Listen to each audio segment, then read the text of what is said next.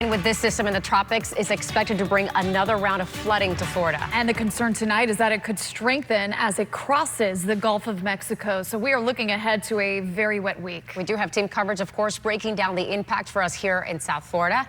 First to the Weather Center and First Alert Chief Meteorologist Steve Weigel with more. Steve? Yeah, there's still a lot of uncertainty with this, but what is a little higher impact for us would be the rainfall. There's still some uncertainty about as far as how strong the winds get next week, if this develops into a depression or a storm or something stronger.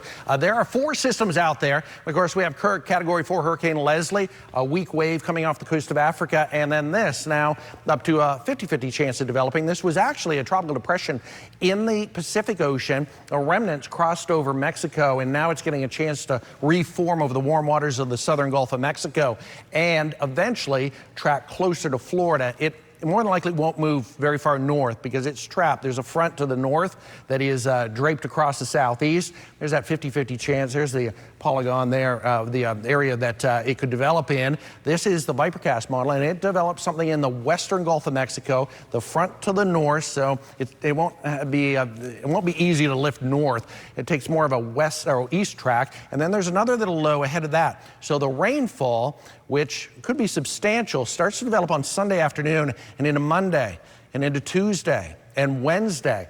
And a lot of the models bring this into the west coast of Florida on Wednesday morning. GFS, the Euro, this model here will track it across the Gulf of Mexico too, but still a lot of uncertainty. This hasn't developed yet, so we're still watching for that closely. Definitely one to watch. I want to bring in James Whelan. There is a lot of uncertainty, obviously, but as far as the rain, it looks pretty likely at this point we're going to get some pretty significant rain. Yeah, I think regardless of if it develops, strengthens into a hurricane or just stays a tropical storm or even is nothing, we're going to get this really heavy rainfall event for us. So when does that start? Like Steve said, we'll break it down for you here. So it starts as early as Sunday around lunchtime, and we can see some heavy rain moving in at that point. It's going to be periods of rain and then periods of not rain, but that rain is going to be really heavy at times. We could pick up a couple of inches of rain each day, and as we compound that each day, that could lead to some flooding. We could also see, depending on how strong the storm gets, some gusty winds.